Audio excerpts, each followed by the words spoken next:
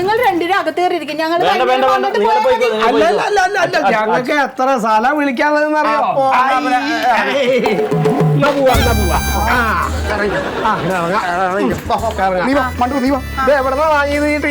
അത് എപ്പോഴോ മേടിച്ചതാ. എടാ ടീ പോയി പറഞ്ഞ അവിടെ മേടിക്കണം എന്ന് പറഞ്ഞില്ലേ? അവിടെ 2 ചയറ് പറഞ്ഞ കിടക്കില്ല, കല്യാണല്ലേ? അപ്പൊ അവര് അങ്ങനെ യാത്ര അല്ലേ? അപ്പൊ നിങ്ങള് പോവാ അല്ലേ?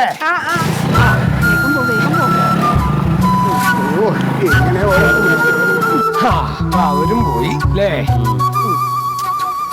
എന്താ നമ്മളുടെ സമയം ഇനി കളയണ്ടെന്ന് വിചാരിച്ചിട്ടാണ് അവരാ ഇറങ്ങി പോയത്. കണ്ടോ? അങ്ങനെയാ വേണ്ടത് ചെറുപ്പക്കാരെ.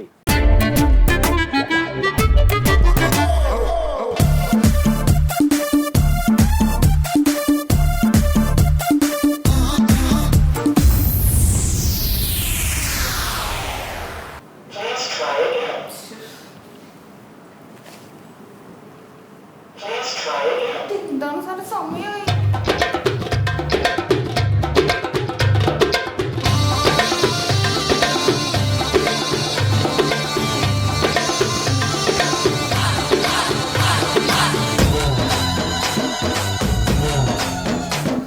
അല്ല, എന്തിനപ്പ അങ്ങനെ ഓടിപ്പടച്ച് വന്നത്? ഇനി സമയമുണ്ടല്ലോ, ബാക്കി 5 മിനിറ്റ് കൂടെ. ഓ, എന്റെ മൊബൈലിൽ 10 അത് ഫാസ്റ്റ് ആയിരിക്കും. വെറുതെ ഓടി. എന്റെ പൊന്നു സാറേ, ഈ 4-5 ദിവസം കൊണ്ട് തന്നെ മടുത്തിട്ടാ. ഇമാരെ ഓട്ടോ ആണെങ്കിൽ ഞാൻ താമസിയാതെ മരിച്ചോ? ശരിയാ, ഞാൻ രാവിലെ 4 മണിക്ക് എണീച്ചിട്ടാണ് വീട്ടിലെ കാര്യങ്ങളൊക്കെ തീർത്തത്. ഇങ്ങനെ പോയ കാര്യങ്ങൾ ഭയങ്കര ബുദ്ധിമുട്ടാവട്ടോ. ഒരു കറവുകാരനെ ഏൽപ്പിച്ച് അവൻ ഇന്നലെയും വന്നില്ല, മിനിഞ്ഞാന്നും വന്നില്ല. ഈ പശുക്കളൊക്കെ വെക്കേണ്ടി വരും.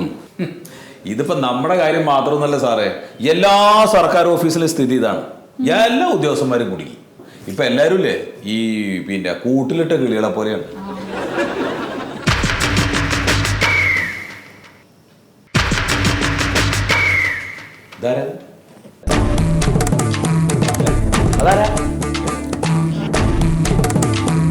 ഹലോ ഹലോ, ആരാത്?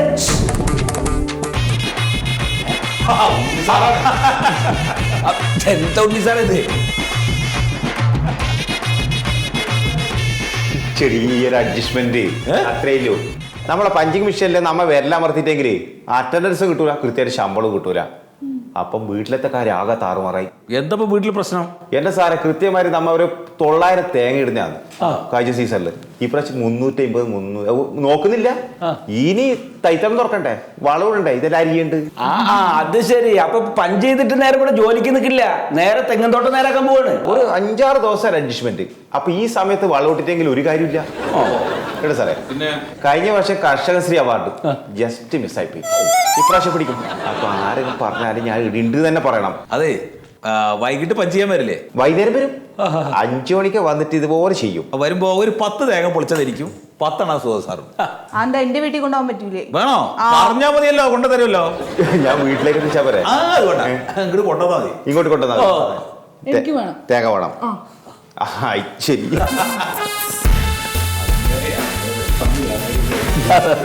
അപ്പൊ സാറേ, നമുക്ക് ഇതുപോലെ ചെയ്തൂടെ?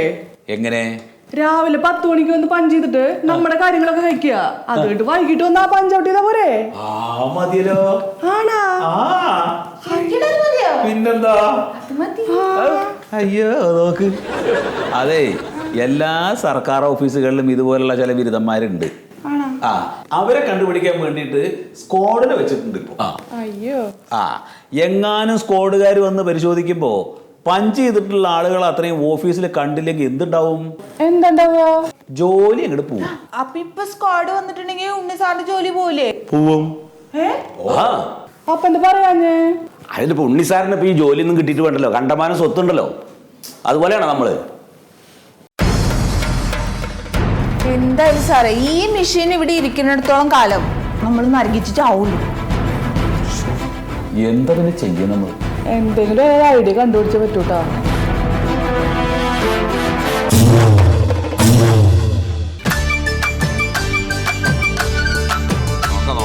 ആരോടൊന്ന് ചോദിക്കാം.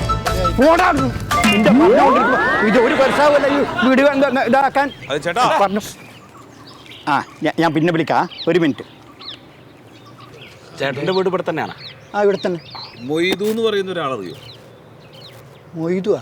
ഓ ആ ഈ ഇലക്ട്രോണിക്സ് സാധനങ്ങളൊക്കെ റിപ്പയർ ചെയ്യുന്ന മൊയ്തു. ഓ ആ നമ്മളെ മെക്കാനിക്ക് മൊയ്തു. അവന്റെ വീട് ഇവിടെ അടുത്ത് തന്നെയാണ്. ഇവിടുന്ന് അടുത്തോട്ട് പോയിട്ട് കുറച്ചങ്ങോട്ട് നടന്നാൽ ഏകദേശം ഒരു പറലൊന്ന് നടന്നാല് ഓൻ്റെ ആ ഗോഡ കൊണ്ട് കാണും. അവിടെ ആഖരി സാധനങ്ങളെല്ലാം കൂട്ടിയിട്ടുണ്ട്. നല്ല ആളാ. ഏത് സാധനം നന്നാക്കും.